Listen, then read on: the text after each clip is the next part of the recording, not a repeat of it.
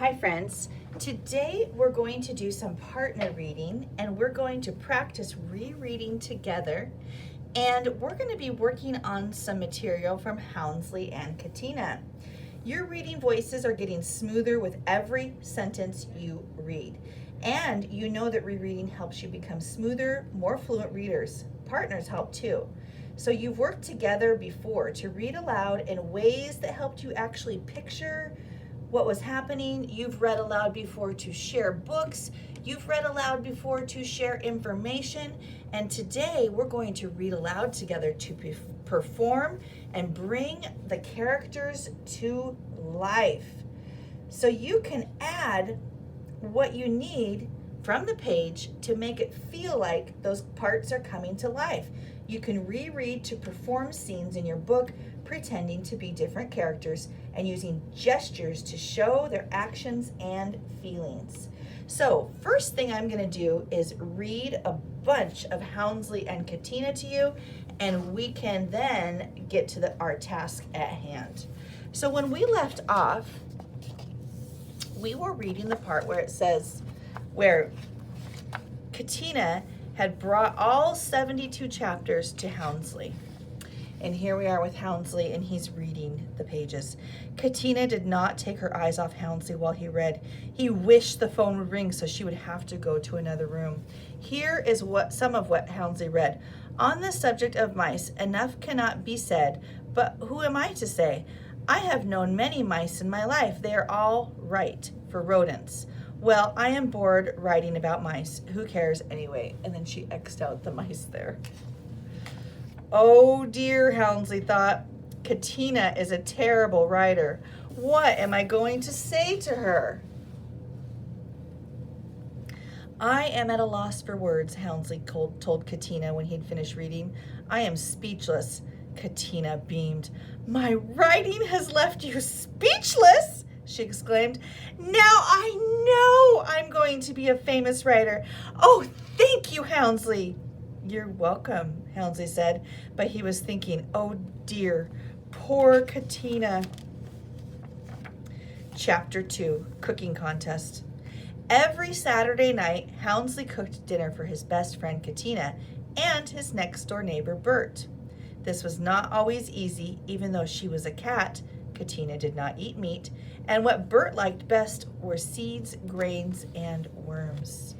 But Houndsley did not mind. He enjoyed cooking, and he was good at it. One Saturday night, Bert said, Everything you make is delicious, Houndsley. I've never had worms with poppy seeds and broccoli before. Worms, Katina yelped. You know I'm a vegetarian. They're not real worms, Houndsley assured his friends. They only look like worms. They're made of tofu. Katina laughed. You are a wonder, she said. Yes, said Bert. You should enter the cooking contest. Cooking contest? Oh, I don't know about that, Houndsley said, his voice growing softer with each word. But you're a great cook, Katina cried. You could be you could be famous. Do you think so? Houndsley asked. I know so, said Katina. When you have talent as big as yours, you must share it with the world. Really? First prize is a set of pots and pans, said Bert. I could use a new set of pots and pans, said Houndsley. Although he already had so many, he was not sure where he'd put them. All right, I will do it. On the day of the cooking contest, Houndsley arrived with everything he needed. I'm going to make my 3-bean chili, Houndsley told Katina and Bert, who had come to cheer him on. Your 3-bean chili is delicious, Katina told him. You will win. Houndsley blushed. He thought he might win too, but he did not dare to say so. Look at, they have a big sign. Houndsley! I did not know so many others would be here, Houndsley said. Look, Houndsley, said Bert. You're going to be on television. Oh dear, Houndsley thought. Everyone will be watching me. Ooh, that might make him nervous. Houndsley had made his 3-bean chili many times before, but today everything went wrong. He dropped a can of tomatoes on his foot. He did not cook the rice long enough, And he forgot to put in the beans, all 3 kinds.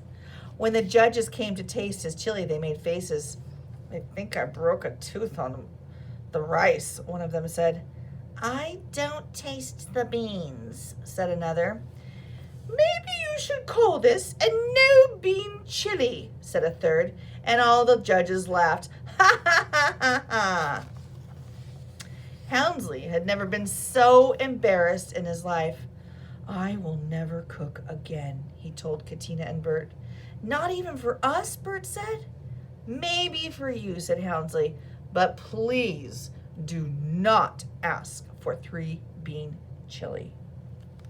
All right, I'm going to stop right there. And when you go to Seesaw today, you're going to find a few pages from what we just read, and you and your partner will work together to act it out, read it out loud together, and just have some fun with the story of Houndsley and Katina and what they do and what they're like. And I am excited for you then to make a recording of yourself showing me a little bit of your acting.